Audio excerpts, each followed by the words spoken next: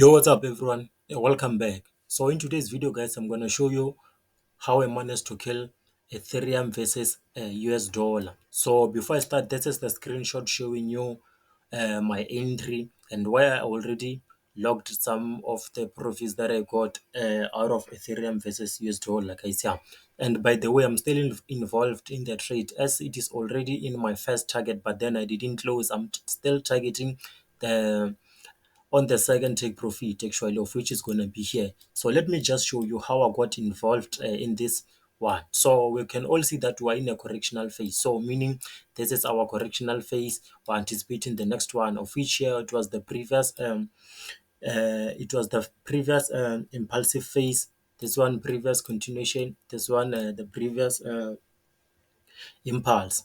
So I'm just gonna clear everything right now and show you how I really got involved in this one, guys. Yeah. So remember here we had some break of structure here, of which the market left some form of a nice order block here that got mitigated in this area, but then I couldn't catch this entry here, guys, because of I wasn't focusing on Ethereum specifically last week, guys. Yeah. So the type of entry that I got, let me show you how I got it. So there was some form of a pattern within a pattern actually. This is the outer pattern that I got here, or the outer structure actually.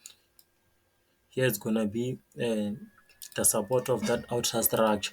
So inside, guys, we're having a pattern within this bigger pattern.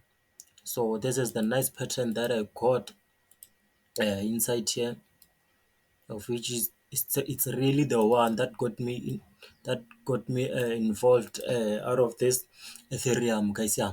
So if I try to zoom in, guys, we can all see that with this pattern within the pattern, guys, it's one of my confluences that I normally use on my strategy, guys. If you see a pattern within a pattern, guys, that trade has a higher probability that it might respect your predicted direction. So what really happened, guys, or some of the confluences that I use for me to get this position. Actually, I got this position here. Let me just put this thing to show you. This is where I got involved actually, and the market is currently here at my current. I mean, at my first target, meaning my first target was here.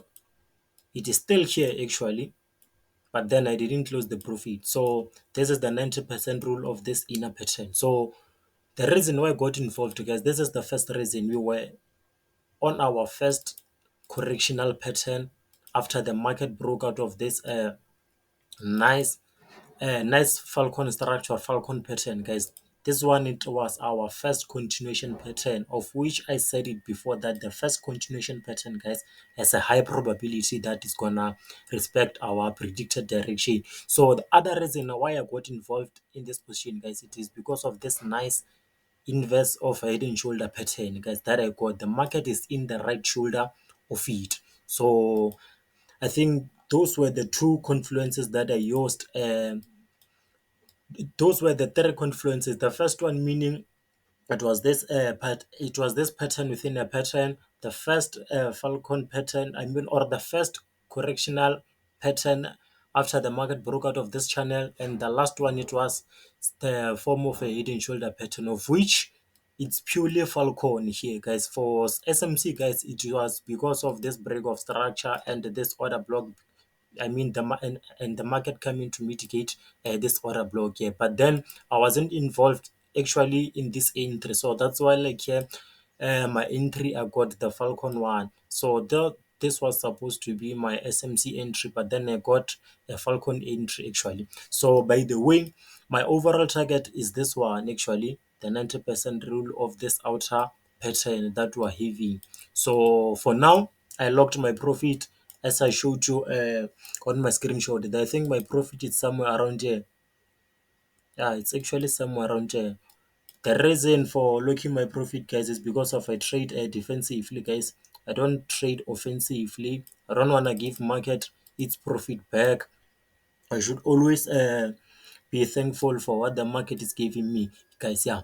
So I just managed to lock some of the profit that I got from this pair share. Now I'm targeting actually a 90% rule of this outer pattern. Right now, one thing I anticipate, guys, is that it might happen that I might catch some form of a continuation pattern that can form around in this area. Let me just draw this one nicely. We might experience some form of a continuation pattern that might be formed here for me to get involved again to this 90% rule here. So I'm still waiting for such to happen. But for now, I locked some of my profits. I'm having 3 positions running actually.